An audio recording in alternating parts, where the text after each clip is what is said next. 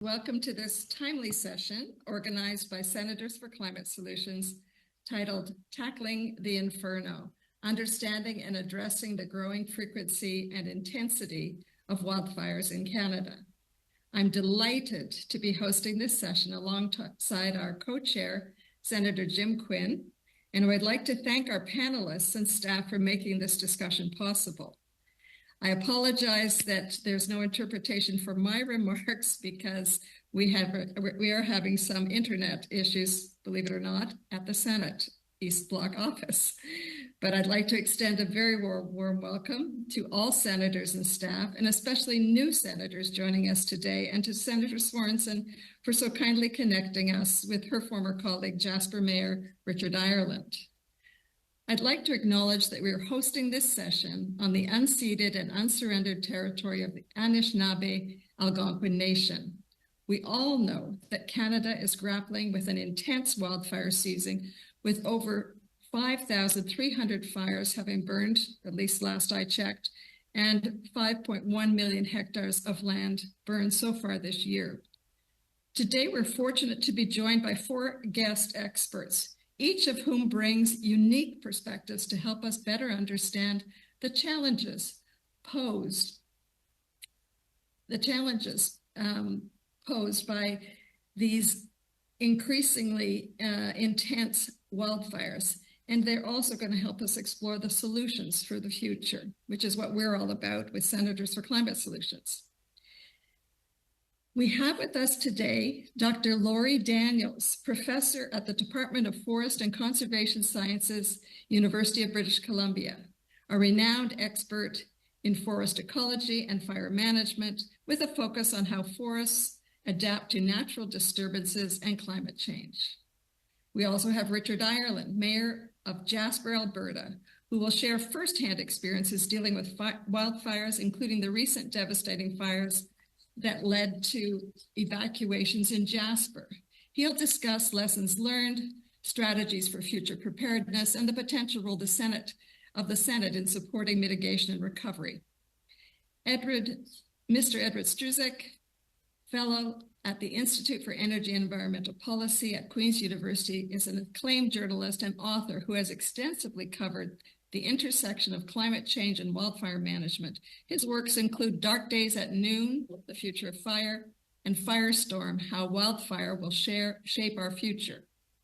And finally, Dr. Amy Cardinal Christensen, co-founder and lead researcher for the First Nations Wildfire Evacuation Partnership and policy advisor with the Indigenous Leadership Initiative.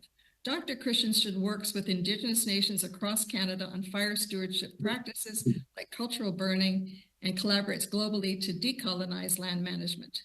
We are grateful to Dr. Christensen for being with us at this late hour, speaking to us from Australia, and to our other 3 panelists for speaking to us from Western Canada at this very early hour. Each of our panelists has agreed to give a brief presentation to explain their perspectives on this widely vast topic and important topic of wildfires. After they have all finished, Senator Quinn will chair the question and answer period. At the bottom right of your Zoom window, you can find the icon that indicates interpretation, which will start soon. Please click on that and choose your preferred language. In order to speak during the meeting, you will need a Senate-grade headset. I want to thank our 4 guests again for joining us today. We're very much looking forward to kicking off our fall session of Senators for Climate Solutions in order to hear what you have to say about a burning topic, literally, on the doorsteps of many of our communities here in Canada.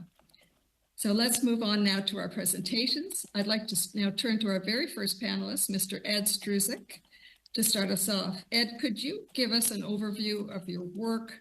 We talk about the past and the present to really tell us something about the future. So when Europeans first started settling in North America in the 16th century in large numbers, there was not a lot of fire on the landscape because they came during the Little Ice Age, which is around 1300 to 1850, when it was a lot cooler and a lot wetter. And lightning, which today accounts for a significant number of fires, would have been less frequent because heat is needed to create lightning. Indigenous people lit fires to manage the landscape during the shoulder seasons, But when a fire was ignited by people or by lightning, the flames would not have spread far in cool, wet weather. And wetlands that came with deglaciation would have also stopped or slowed the spread of fires. Then when the Little Ice Age ended around 1825, when the Great Migration of people really began in earnest, more heat in the atmosphere almost certainly resulted in more lightning. And these early settlers that were draining those wetlands that would slow or stop a fire and use fire to clear the land had no experience with big fires that got out of control. So, for an example, when the Miramichi fire came to New Brunswick and Maine in 1825, chaos and panic ensued. Remember, in those days, they didn't have fire brigades. And here's a quote from someone who actually saw what happened. Those fortunate enough to be near a river took refuge in the water, often trying to coax their cows and pigs with them. The livestock were panicked by the smoke and the flames and refused to enter. Most of them succumbed to the heat and smoke. Wild animals has no such fear of water. The humans in the river found themselves surrounded by wildlife, including raccoons, deer, bears, and even large moose. So as the climate continued to warm, fire came with greater frequency, and Saguenay and Ottawa valleys were hit especially hard in 1870. And then the following year, we had the biggest fire ever in North American history, the Peshtigo fire, or the most destructive. It killed 1,200 to 2,500 people. The BC town of Fernie was just a number of towns that burned in the late 1890s and the 1900s. And the Porcupine wildfire of 1911 killed at least 200 people, probably a heck of a lot more. By this time, people started catching on to the fact that maybe we should be doing what the indigenous people were doing, is manage fire. Such as George Hotsky had said, we had best adopt fire as our servant, otherwise it will become our master. It was the right advice that came at the wrong time. Just months after he made that recommendation, and a lot of people agreed with him, the Great Fire of 1910, which burned along the BC, Alberta, Montana, and Alberta borders, was so big and so destructive that it really changed the way we dealt with fire on both sides of the border. And we started doing a lot of incremental measures to prevent fire and to put them out very quickly. We built lookouts. We used portable phones in the backcountry to report the location of a fire to a wildfire control center that dispatched fires to these places by foot, by horse, by truck, by train, by boat. Pilots with little to do after the First World War were sent out to locate fires or to drop firefighters into areas where it was difficult to get to a fire. And what we also did was we kicked Indigenous people out of our national parks and other areas of the country because they continued to use fire to manage the landscape. And we actually posted signs all through the wilderness telling them, don't light fires or you will be put in jail. Parks Canada, just as an example, was so successful in suppressing fire in the Rocky Mountain parks that the annual area burn from 1945 to 2015 was reduced to 3% of the previous long-term average. What's complicating the situation now is similar to what happened when the Little Ice Age sputtered to an end in the 1800s. We're getting more heat, more lightning, more drought, but with a lot more people in harm's way. By the turn of this century, fire was once again a frequent visitor to our forest.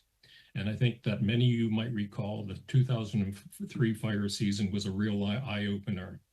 2,000 people were forced to evacuate Crow's Nest Pass. 25 fires burned 13% of Glacier National Park along the Montana-Alberta border. The Syncline fire in Jasper was a prescribed burn that got out of control, and Mare Island would remember that, I think, because I think that there was a folk festival going on that weekend. Town of Banff was threatened on two fronts. During the height of the tour season that year, there was the prescribed burn on one side and the Kootenai fires on the other side that threatened to jump into Banff. Fires burned so hot in Wood Buffalo National Park that year that the U.S. Naval Defense Research Lab thought the plumes of smoke in the stratosphere were coming from a volcano.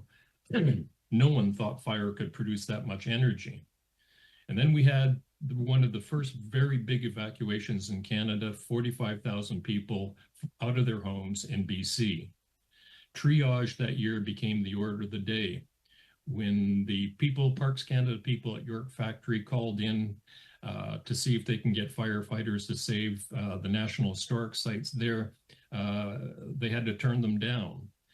Polar bear denning sites on the west coast of Bay. This is the only place in the world where polar bears den in the forest. Some of them were destroyed. I know, just as a little aside, I got to go along on this survey and see these dens for myself, and I actually talked the wildfire science and the biologist to let me go inside the den, and that's what it looks like.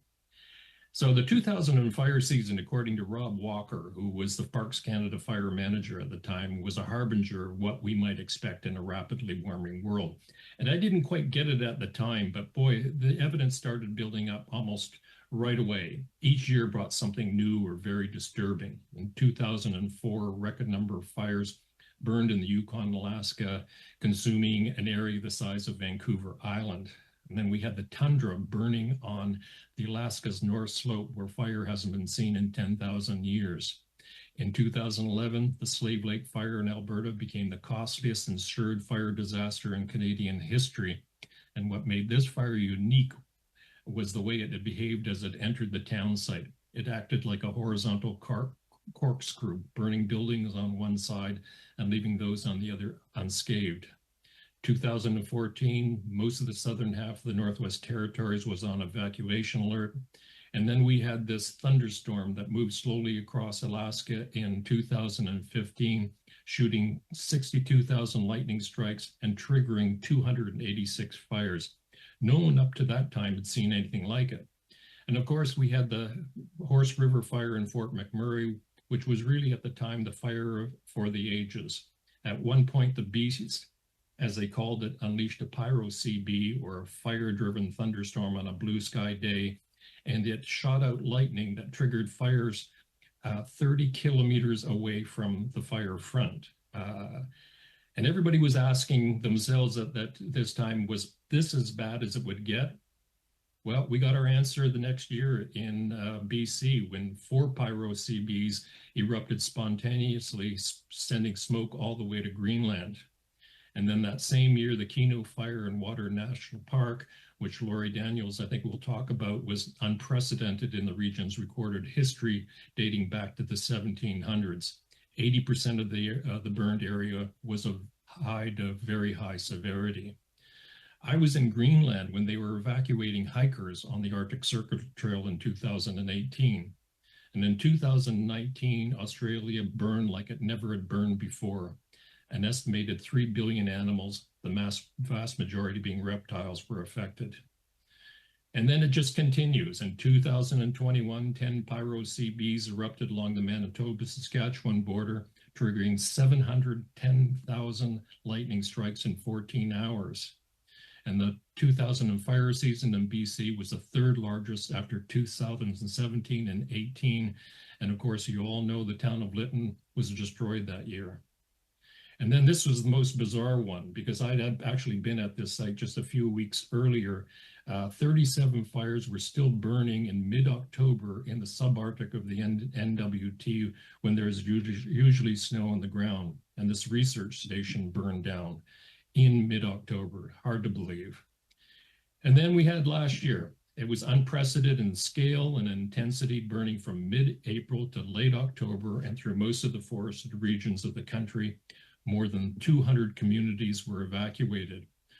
We expected to get some respite this year, but it was still well above the 10-year average, with more than 5,000 fires burning more than 5.4 million acres. And of course, Mare Island, we'll talk about this. The fire in Jasper made headlines all around the world. And just as an aside and in conclusion, we've just got to remind ourselves that fire is a much needed natural way of regenerating forests.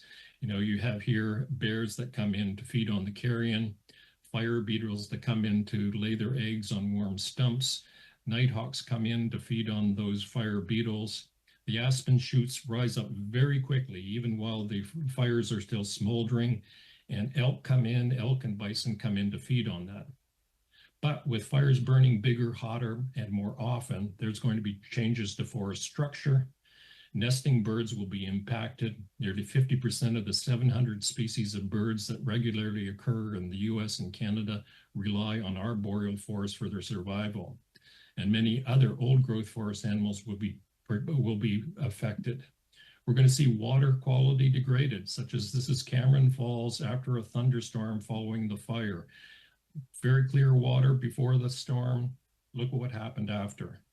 And these intense fires are liberating potentially deadly toxins like mercury that are stored in trees and the forest floor, and smoke will continue to be a public health hazard. Do we have time? According to a recent Canadian Forest Service study, the potential for an extreme fire could quadruple by the end of the century across Canada and more than 10 times more often in the boreal biome. And remind ourselves that there are 79 million acres of land in Canada where urban developments are vulnerable to fire, and 109 million acres of forest and grasslands that come into contact with power and telecommunication lines, as well as roads, bridges, and railroads. Bottom line, business as usual is not going to be successful. Thank you. Thank you so much, Ed, for that wide-ranging and harrowing, actually, explanation of what's going on. And as you say, business as usual is not going to be business as usual, no matter, we can't will that. So this is sobering and helpful for us as we start off this panel. So thank you to Ed. Dr. Daniels, your work is on forest dynamics, which is imperative to understand in order to conserve and manage contemporary forests as we adapt to global environmental change, including more and more severe fires. We're keen to hear about your work and the implications that has for policymakers like ourselves. Over to you. Thank you so much. Can everybody see the picture on the screen? Yep. Okay, wonderful. Well, thank you so much for the invitation to speak to all of you. It's my pleasure to be joining you from a very dark West Coast. I'm joining you today from the ancestral lands of the Musqueam, the Tsleil-Waututh, and the Squamish people. And it's my pleasure to be sharing with you knowledge that has been gained both through Western science and very, very fruitful collaborations with Indigenous knowledge holders throughout Western Canada.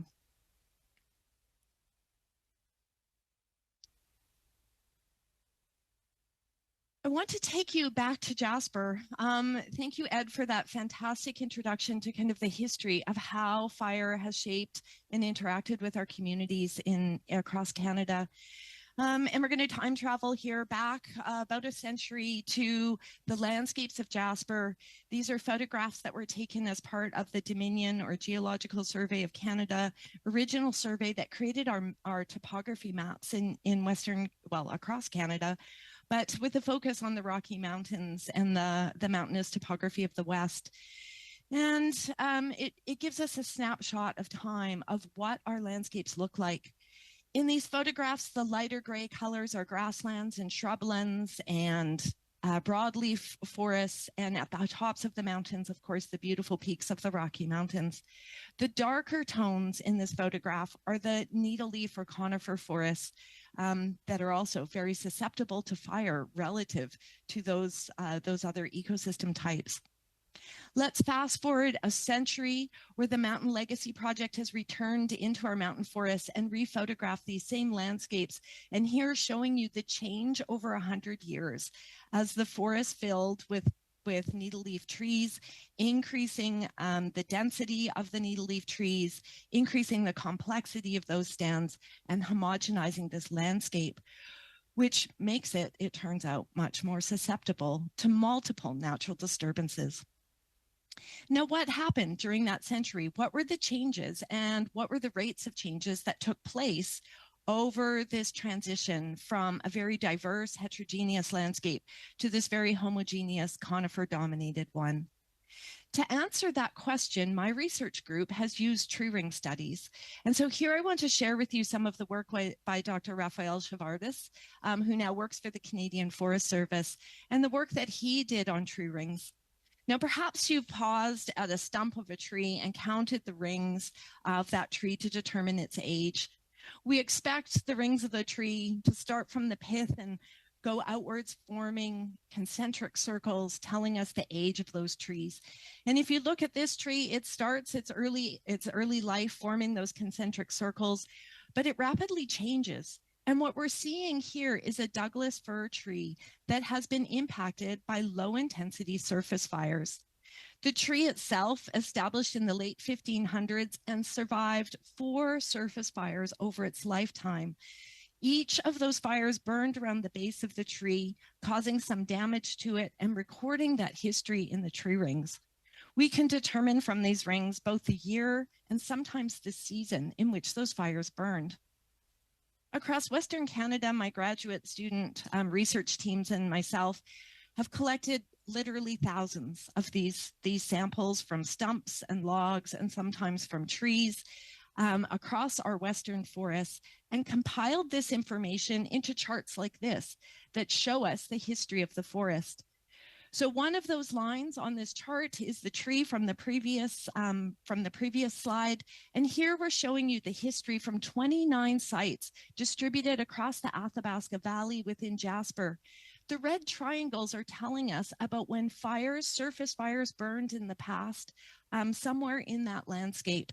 And you'll see that there were abundant surface fires, low intensity fires that maintained the structure of the forest, reduced the amount of fuels, and created a healthy forest and contributed to maintaining the biodiversity of the site.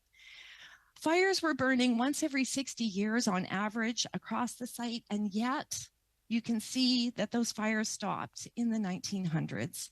And so in the last century, we've had an absence of those surface fires, an absence of the fires that were maintaining low fuel levels and diverse forests. And that explains then the changes that we saw in the landscape.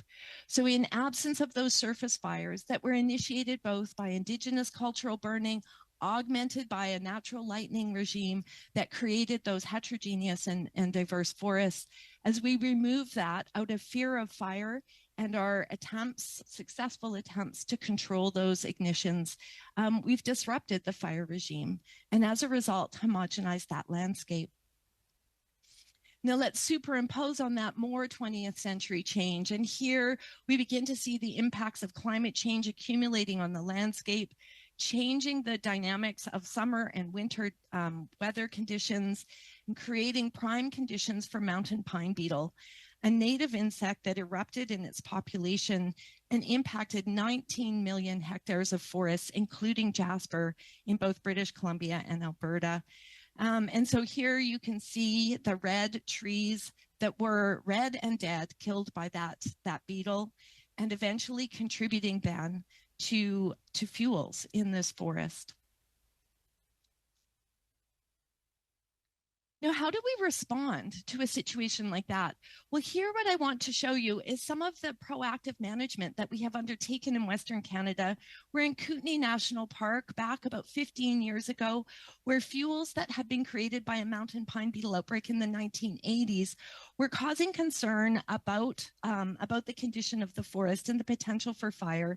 And so I worked with Kootenay National Park on an experimental burn to look at how fire would interact with those mountain pine beetle fuels. And what you're seeing on the right are pictures from within the forest associated with this prescribed burn. And you can see the open conditions where the trees killed by mountain pine beetle have fallen to the ground, loading the forest with fuels. And then the in-stand cameras that we set up captured what that fire looked like.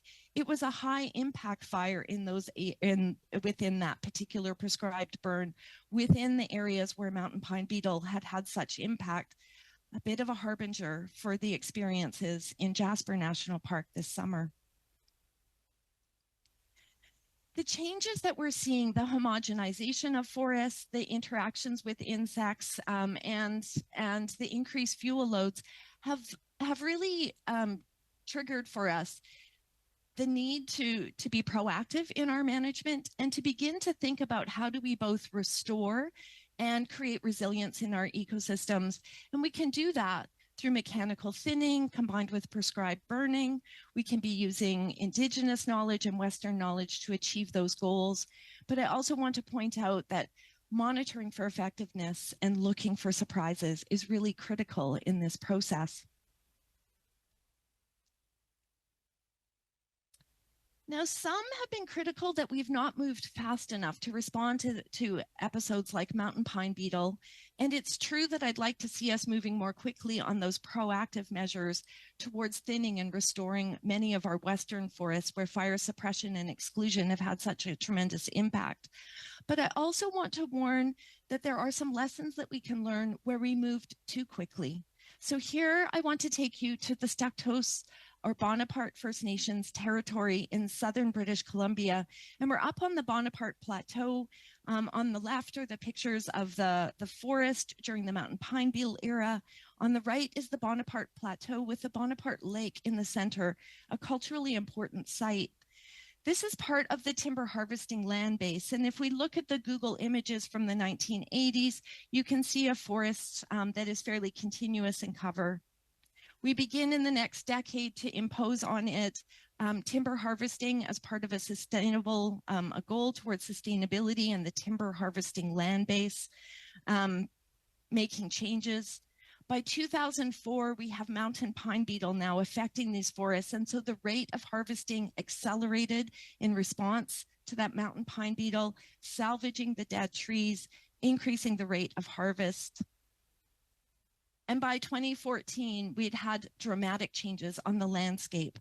Now, it might look to you as though this landscape is highly fragmented and that the tree layer, we very much have altered the cover of the forest and we've disrupted the understory plants. But in each of those cut blocks that we left on the landscape, there's abundant fuel. And so although the trees are missing, there's still fuel there that can carry fire.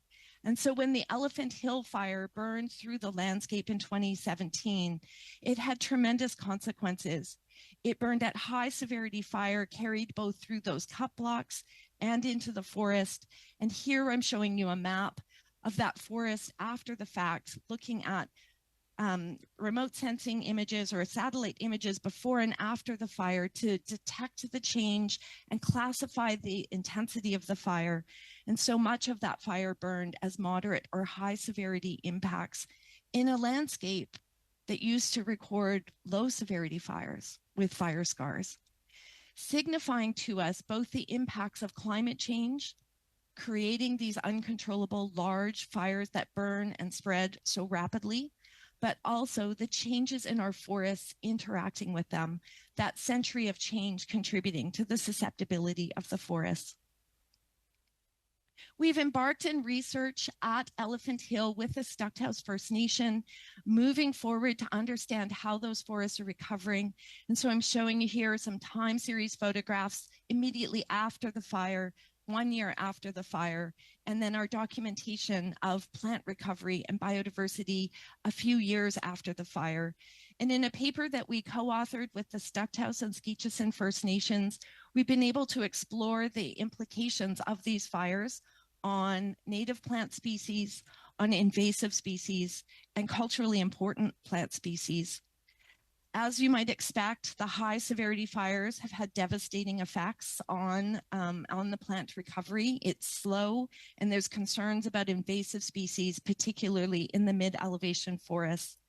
But where fires burned as low to moderate severity fire, we are seeing the native species and the culturally important species come back in abundance, which supports then the oral histories that have been shared with us about the importance of Indigenous fire stewardship across these landscapes, not just at low elevations and in adjacent to village sites, but across the landscape at low, medium, and high elevation forests.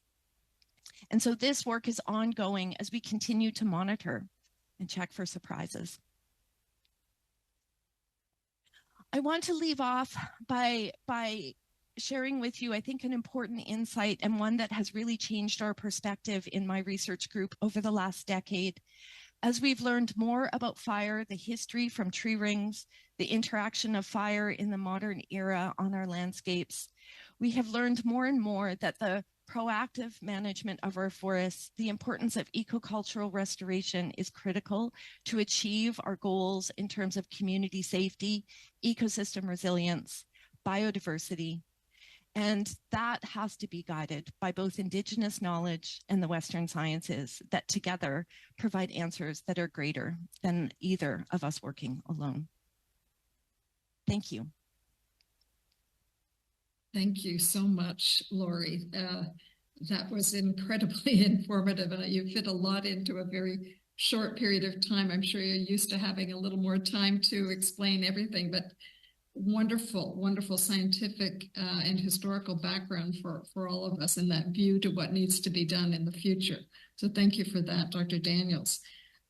Now we are moving on to a panelist who has had, sadly, a recent and very personal experience with wildfires.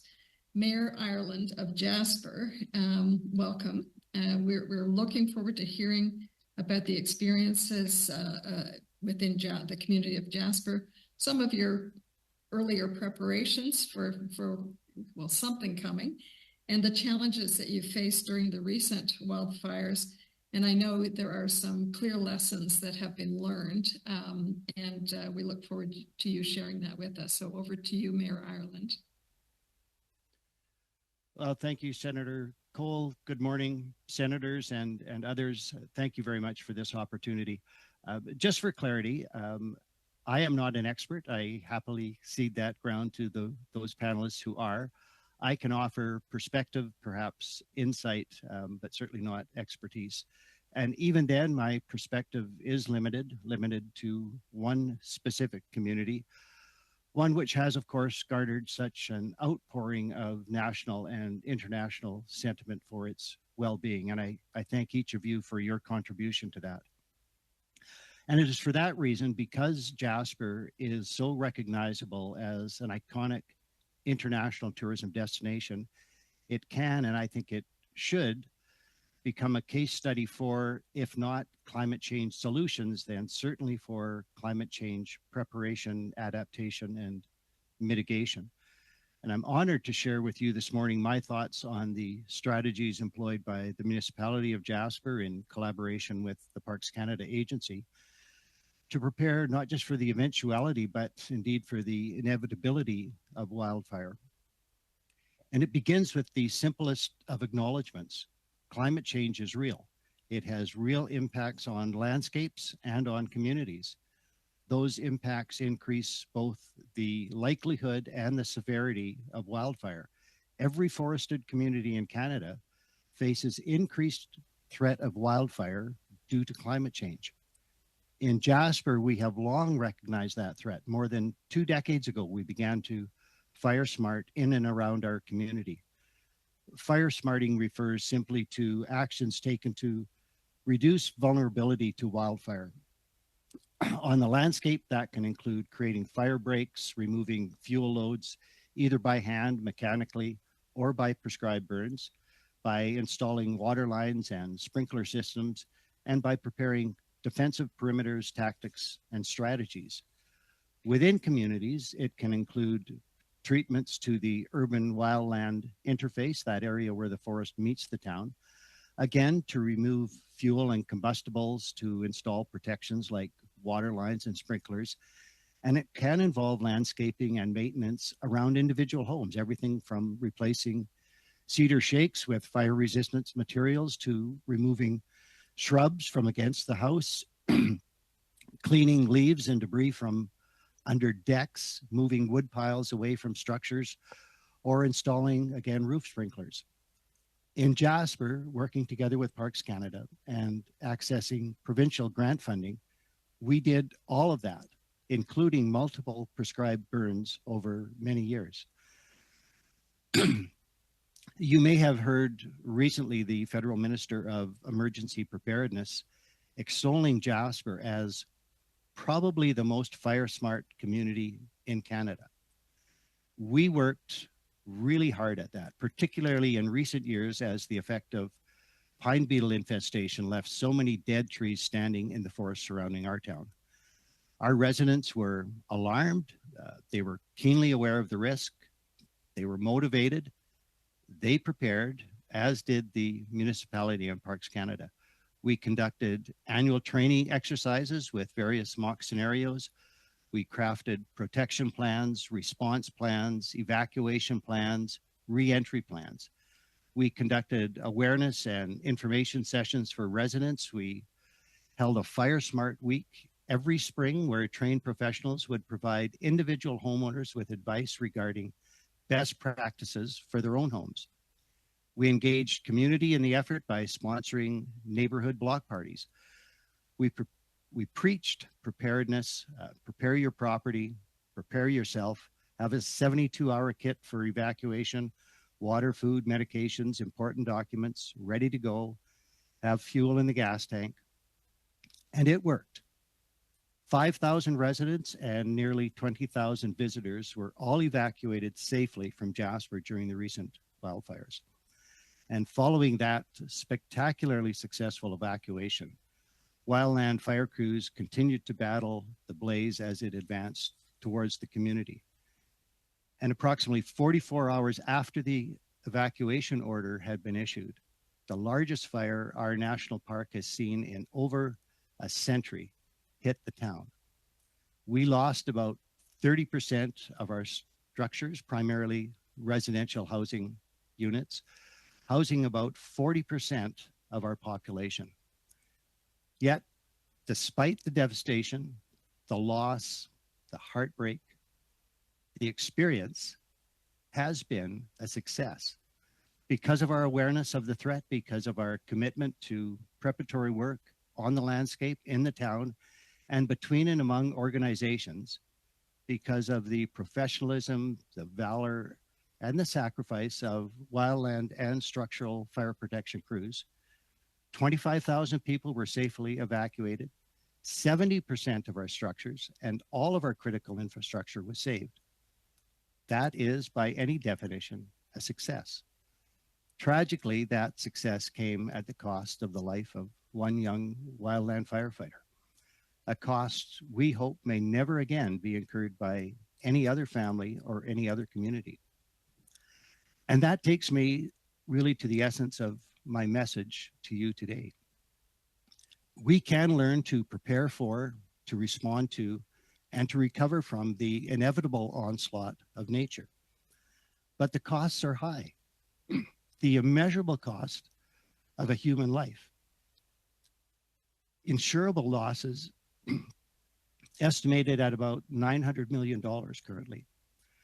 Response costs estimated currently at $149 million, and that doesn't include temporary housing costs for our displaced residents, which may double that amount. It doesn't include uninsured loss. Sadly, there is much of that, or uninsured losses. It doesn't include the loss to our visitor economy or the loss to the municipality of assessment value and property tax revenue. So I invite you to use Jasper as a case study, learn, analyze, and improve on what we did. But I invite you to also to consider the cost of prevention. What of mitigation of the cause, not the effect? What might be done and at what cost? At what price may come the work and the social license to do what might be done to better protect communities throughout Canada and essentially around the world? Your group, Senators for Climate Solutions, and your allies are, I think, on exactly the right track. Engage with the experts as you have done today and learn from them. The ferociousness of the wildfire which swept through Jasper was undoubtedly intensified as a result of the effects of climate change. Other factors, including decades of fire suppression practices, may have contributed, but climate change itself probably responsible for some portion of the pine beetle infestation, and certainly contributing to drought and the prolonged severely hot, dry conditions which preceded the fire and which allowed the Jasper wildfire complex to absolutely explode on the landscape was certainly a major contributor. Awareness and acknowledgement of the threat comes first. You're already way beyond that. Seeking advice from experts, I think, is the next logical step. You're there. Developing strategies leading to solutions is your goal. And for that, you have my admiration, respect, support, and anything else I may be able to offer. Jasper is already now, in the past, it's fire. But we must learn from it, and has been said in another context. Those who fail to learn from the past are doomed to repeat it, and we can suffer no repetition of this. We can be prepared with expert advice. I'm so glad that you are seeking it. I wish you Godspeed in your quest for climate solutions. Thank you for this opportunity. Thank you so much, Mayor Ireland. And Godspeed to you and your community as you rebuild and prepare for the future. And congratulations on the success. I think it's important to underline what you had done to prepare and how important that was, while at the same time acknowledging the human and other costs that you have outlined and the absolute importance of investing in mitigation. So thank you for your remarks today. It has helped us tremendously. Now, we are going to move to our final speaker of this panel. And last but certainly not least, we're so thrilled to have Dr. Amy Cardinal Christensen. Dr. Christensen speaking to us from Australia now, where she is visiting for work. Could you speak to us about the impact of wildfires in Indigenous communities in Canada and the role that Indigenous fire stewardship practices can play in wildfire management, and how those can contribute to the big picture of sustainable forest management for the future? Really looking forward to hearing from you, Dr. Cardinal Christensen. Thank you very much. I think Devin has my presentation to share. Thank you, Devin. So I'm Amy. I'm a Métis woman from Treaty 8 territory. I currently live in Treaty 6 in Rocky Mountain House, Alberta. And I'm seeing, Devin, the whole slide. There we go. Perfect. Thank you. And so, I'm just here. I guess all my work is around Indigenous fire stewardship, and that for us is anywhere where Indigenous people are asserting their rights related to fire. And so, while I commend Mayor Ireland and Parks Canada and all their successes in Jasper in terms of prevention, response, and now the recovery effort, it just has reminded me how much we are failing Indigenous communities across Canada who are disproportionately impacted by fire and do not have the same levels of support. So I'll get the next slide, please. So this is a map of wildfire evacuations across Canada in the last 42 years. The gray dots are non-Indigenous communities, and the orange dots are Indigenous communities that are basically greater than 50% Indigenous population. The size of the dot correlates to how large the evacuation was. And what we see here is that across Canada, Indigenous communities are impacted, especially in the boreal forest, where there's evacuations throughout the summer. And then, so next slide. So 5% of our population identifies as Indigenous in Canada, yet 42% of our wildfire evacuation events are affecting our communities. And I mean, it's not just for us, that it's the evacuations are slow or the impact's bad. Like even when we don't have home burns, we're losing our territories and we're losing our generational connection to those landscapes. And so like our children won't be able to learn this. And as our elders pass away, we can't transfer knowledge on devastated landscapes. And without these healthy landscapes, we don't have culture, we don't have communities, and it's a massive problem. And I think that it's underestimated by the general Canadian public. So next slide, please. So a lot of stuff was written, about evacuations, but what we wanted to really hear was from Indigenous people who've been affected by evacuation. So we formed the First Nation Wildfire Evacuation Partnership I'll say it was very difficult to get funding for this compared to our physical science colleagues. We studied worked with over 200 or 7 First Nations and interviewed over 200 First Nation evacuees of incredibly complex evacuation events that lasted months, where the communities received incredibly limited support. And from that, we published this guide for communities and external agencies moving forward. But the frustration for me is we published this in 2021 and we continue to see minimal change and communities impacted every year with the exact same issues. Next slide. So I'm currently working with the Indigenous Leadership Initiative. So I was a research scientist with the federal government for 15 years. And I left my position because I was so frustrated that we are continually doing so little to support communities. And so I went to the Indigenous Leadership Initiative because they're all about recognizing Indigenous leadership in conservation through both the initiation of guardian programs and Indigenous protected and conserved areas where, we're putting things in action. Like for us, we don't have time to try and figure out these things. We have a lot of best practices, a lot of good examples, especially internationally, and we need to move now. Next slide.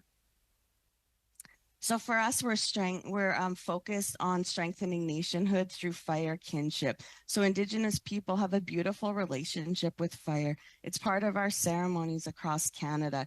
It's part of what we use on the ground. It's part of how we keep our land healthy. And we're focused on abundance, on Indigenous fire governance. Our nations have fire governance structures where we know how to put fire on the land safely. Through colonization, that knowledge has been taken for us. So we're also focused on knowledge sovereignty and on building capacity in communities. And I often refer to it as an acceleration of capacity.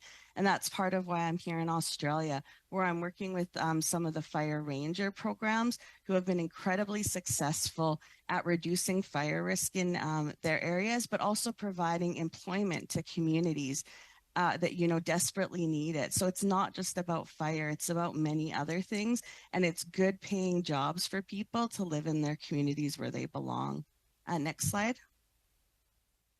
So through us with the with Indigenous Leadership Initiative, one of our campaigns is the Lands Needs Guardians program, which is actually based on the Country Needs People program here in Australia.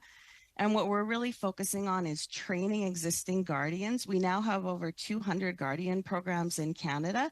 Lots of them are focused on more conservation things like environmental monitoring, water monitoring. But we want to train those existing guardian groups. We want to establish fire guardian programs across Canada that emulate basically what they're doing here in Australia that's been very successful, and bringing back fire stewardship to Indigenous protected and conserved areas. And so one thing I really want to point out is that, Saskatchewan, for example, just bought 4 aircraft for fire that they're going to retrofit. It cost $180 million. Every drop out of those planes during the summer is about $20,000. We can train 10,000 guardians for that and employ them and outfit them on fires. So, and that's year-round employment. And so it's just like crazy to me that we're still continually perpetuating the system that got us in this place in the first place. Okay, next slide, Devin, thank you. So our big issues that we're facing, like whenever I present about this, people are like, why aren't we just doing this? We have one-off projects. So lots of government funding is just to support one burn, to support one person doing one small project, to support one community doing a small research thing. We have major issues with funding cycles. So sometimes we'll get a guardian program established for 3 years or 5 years, but then that program will collapse because of a change in funding.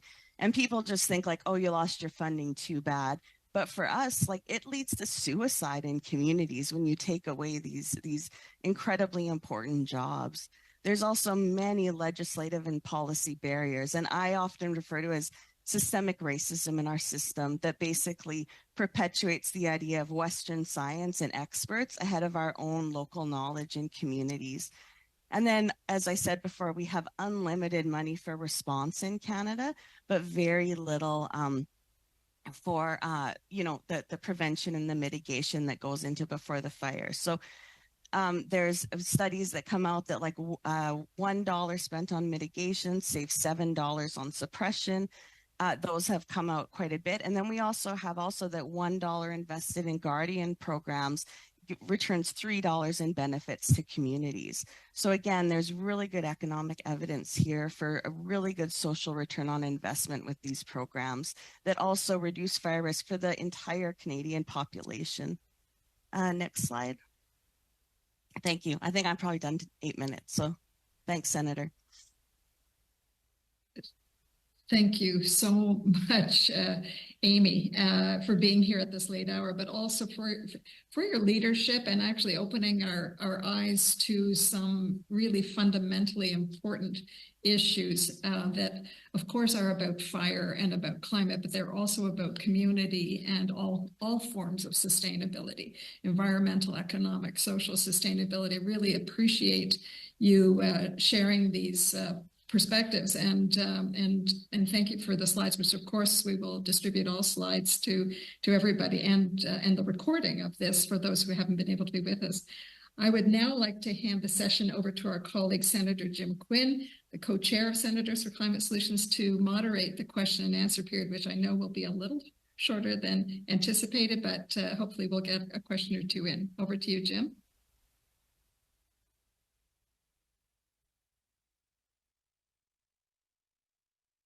Are you there, Jim?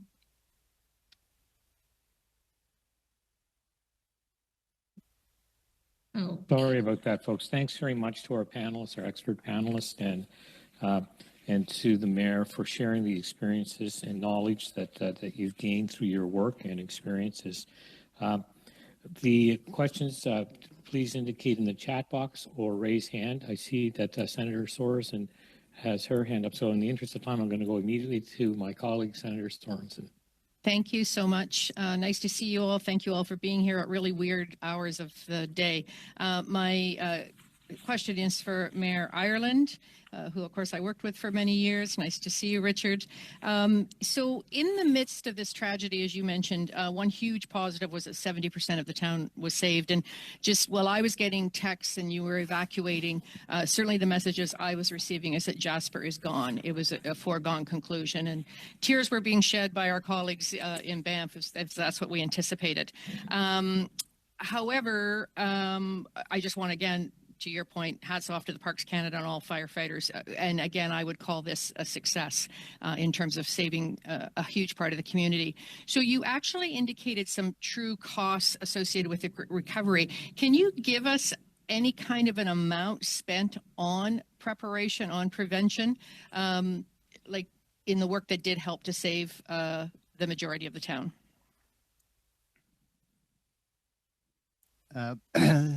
Thank you, Senator Sorensen, for that question, and thank you for your concern and support throughout the ordeal that we faced.